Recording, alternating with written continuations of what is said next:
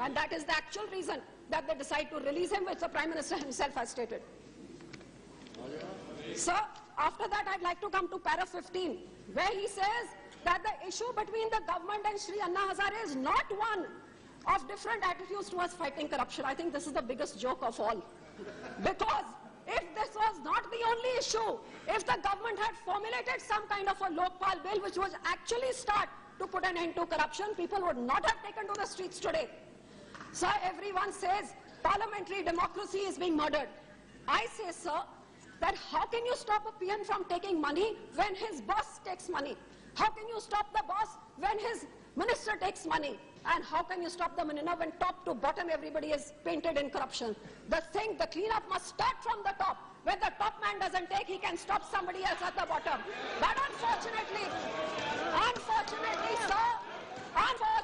sir, today our country has a clean and upright Prime Minister who is bound and gagged by his colleagues that when he needs to take action, he cannot take action. शांत हो जाएं, let us speak. And that is the sad state Let of us this speak. country today. So, sir, I would say that when our learned Prime Minister says that those who believe that the voice and शांति बनाए रखें, शांति बनाए रखें. 1.2 billion, I think बोलने दिया जाए, शांति बनाए रखें. Because they are the ones who are representing the voice of 1.2 billion, not Shri Anna Hazare. But the problem is that, like he said, the job that they were elected for, they are not doing that job.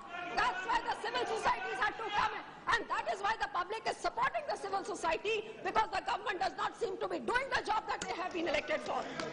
So, sir, I would just like to end by saying that you cannot suppress the movement of the people.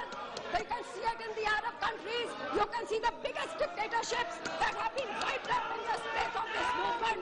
The government has changed a political issue into an administrative issue. They are hiding behind the police. But I would appeal to them that when they hide behind the police to arrest a 72-year-old peaceful man trying to hold a protest, they should also then be answerable. When they don't arrest the people who committed the 84 genocide, who roam scot-free with the same protection of this police that is arresting an old man, and then they roam around scot-free, I would like an answer to that also. So I would appeal that this government must now recognize the needs and the voice of what a billion people are saying.